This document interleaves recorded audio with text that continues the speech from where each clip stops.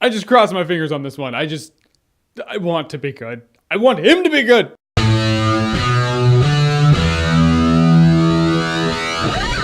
Suicide Squad. So Suicide Squad is the newest movie in the DC cinematic universe, the most different too. It's directed by David Ayer, and ultimately Amanda Waller is a government person played by Viola Davis, and she gets this wild idea. She's like, all right, Superman was a big deal, and well, spoilers for Batman vs. Superman. Now Superman is just kind of not around anymore. So it's like, what if the next Superman is an asshole? So we need to put together a team that might be able to battle something bigger than what we can take on. So they compile this group of DC villains together, and they're like, all right, now you are Task Force X, otherwise known as the Suicide Squad. Now they gotta go solve a very vague problem because they don't want to give you spoilers. And we have ourselves a pretty fucking awesome movie, I have got to say. You have a cornucopia of characters that we haven't seen on screen before. They have no backstory before this film, so they gotta do their best with that premise, but it's worked before, so why not have it work now? I feel like Suicide Squad hits that point that DC needed to hit in their films. You want it to have humor to make it just more human and relatable, because we human beings, we gravitate towards humor, but you don't want to have too much humor to where it compromises the DC universe, and they hit that perfectly with Harley Quinn and Deadshot. Harley Quinn is fantastic. Margot Robbie as Harley Quinn is every bit as brilliant as Harley Quinn as you thought she would have been when you heard she was cast as her. She's gorgeous, sexy, very kick-ass, and very nuts. But also Will Smith as Deadshot. He brings loads of humanity to this movie and also brings his Will Smith wit. You know that charisma that Will Smith has? It's brilliant delivery on a comedic moment that needed to happen, because right there you're like, all right,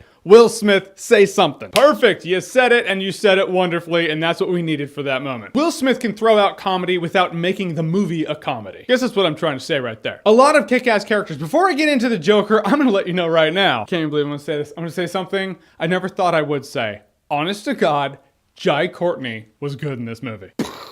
Yeah, I've never really been the biggest Jai Courtney fan. I just feel like they're trying to shove Jai Courtney down our throat, but no, he was great. He actually displayed a likability and a snarkiness to him that I didn't think Jai Courtney had the ability to give us. All right, Jared Leto's Joker. The great thing about the Joker, first of all, is that he's such a malleable character. He is a psychotic, chaotic asshole. However you want to display or portray that, I've seen that portrayed so many ways in comic books, a few different ways in film. Jared Leto's Joker is another take on the Joker. It's one that I have seen in comic books, not yet really on film. He's not Heath Ledger's Joker, although his voice is sometimes similar, but his mannerisms are completely different. He is that well-dressed, eccentric mob boss. Think Scarface if Scarface did way too much coke and then said, nah, I like meth better. That's this Joker. But the fact is, if you're going into this looking forward to seeing how the Joker kicks so much ass, he's not really in the movie much. He is a wild card in this movie. He's not by any means the point. He is a detached third party that has his own agenda. You see, we've grown so accustomed to the Joker's dynamic with Batman and how they bounce off of each other, but Batman's not really in this movie. He cameos in the beginning, but for all in all, he's not really in it. So what we get is the Joker's dynamic with Harley Quinn and how they work together, and I really liked how they did it. Love me some Joker madness. I can't wait to see Jared Leto get more screen time as the Joker. I hope in the standalone Batman movie we get him as the main antagonist. Yes, I know we have seen the Joker be the main antagonist a couple times before, but what can I say? I want to see how this guy brings it against Batman. But this movie really won me over with the heart. It really has a lot of heart among the characters. It's great to see these characters grow. The scene where they're all reflecting in the bar that you saw in the trailer is one of my favorite parts in the movie. There's no excitement happening. It's just great character building. I loved that. It does have some pacing issues, if not balance issues, periodically in this film. And I don't really blame this movie for it. It's like, they're like, we need to give backstory to some of these characters are pretty big, power-hitting characters among the DC universe. You can't just not give them backstory, so you have to give backstory and flashback periodically throughout here, and it doesn't always gel. There's not always a smooth transition to do it, but I would rather they do it than not have it. My biggest gripe, hands down, in this entire thing is there is a character